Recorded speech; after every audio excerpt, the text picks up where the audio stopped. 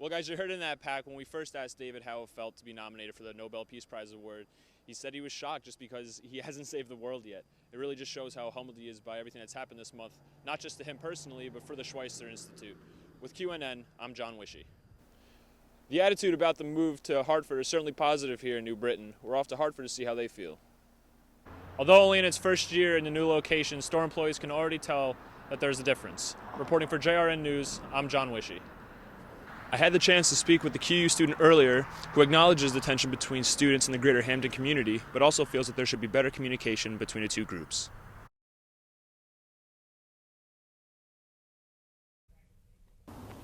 February has certainly become a month to celebrate for the Albert Schweitzer Institute, located on Mount Carmel Avenue across from Quinnipiac University. Not only has Connecticut recognized February 13th as Albert Schweitzer Institute Day, but the executive director of the institute, David Ives, has been nominated for the Nobel Peace Prize for his effort to make the world a better place, a mission Albert Schweitzer himself had, which won him the Nobel Prize in 1952. Schweitzer believed that every individual could do something to relieve all the suffering and misery in the world, a vision Ives holds close to his heart. But I never really imagined that I would be nominated because some of the other people have done some things that are truly spectacular. You know, President Carter got peace between Egypt and Israel, and I haven't brought peace to the world yet. And I'm always grateful to President Leahy for hiring me and giving me free rein to explore the ideas of Albert Schweitzer. So he felt that we should look at each other like one looks at the view from the top of a mountain, with that kind of feeling of awe and wonder. And that's how we should look at each other, no matter what the religion or race is. That's what we should be cognizant of. And if we look at you with that sense of awe and wonder, then it becomes very hard to kill you, or hurt you, or hurt anybody. Well, guys, you heard in that pack when we first asked David how it felt to be nominated for the Nobel Peace Prize award. He said he was shocked just because he hasn't saved the world yet. It really just shows how humbled he is by everything that's happened this month, not just to him personally, but for the Schweitzer Institute.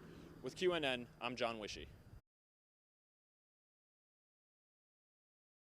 On Sunday, September 13th, Sleeping Giant Golf Course and Special Olympics Connecticut joined together to host this year's Fall Sports Festival, where athletes from all over Connecticut came to compete in driving and chipping competitions, as well as 9-hole play. Athletes like Arsenia Levi, who's competing in her second Fall Sports Festival, says she has one, well, maybe two reasons for coming back to events like this. Getting medals and stuff, and seeing my team here. See the people. Michael Keane, Josh Starr. Yeah, see the people. And while some participate to see friends and engage in some healthy competition, events like this really hit home for staff members like Lori Jean Hannon, the Vice President of Sports and Competition. I started with Special Olympics over 40 years ago. I have some family members who are athletes. Oh my God, I love to see the athletes. You know, I've seen a lot of them grow up in the organization, so it's always fun to see what else they're working on, or to see them progress even from when they started a particular sport and how much more they've gotten into it and how they've advanced. Golf is a perfect example of that because they start out doing golf skills, which is where you'll see the majority of our athletes today, but then they advance to where they can literally play on the course. This event was just the second installment of a 3-event Fall Sports Festival that is sure to draw an even larger crowd at the final competition. Lori Jean Hannon also said that Special Olympics Connecticut will make another visit to Hamden in November when they host a basketball skills competition at Quinnipiac University. Reporting for JRN News, I'm Jon Wische.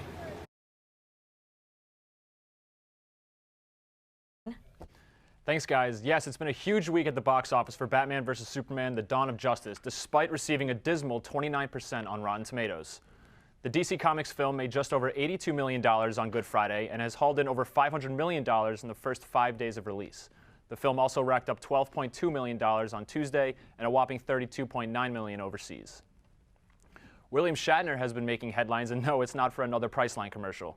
Shatner is being sued for $170 million by a man claiming to be his son. According to the New York Post, Peter Sloan, or Peter Shatner as he prefers to be called, filed paperwork in Florida Tuesday demanding the Star Trek star take a paternity test to prove he's Sloan's biological father. Sloan's mother is the late Canadian actress Kathy McNeil, who Sloan claims had a brief affair with Shatner that resulted in Sloan's conception.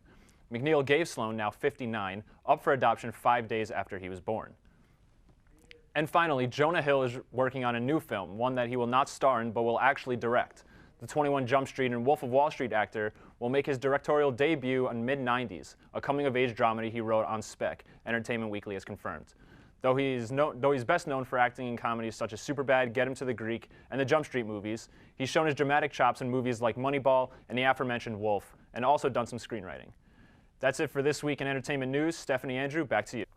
On Tuesday, students, faculty, and staff had the opportunity to donate blood for those in need.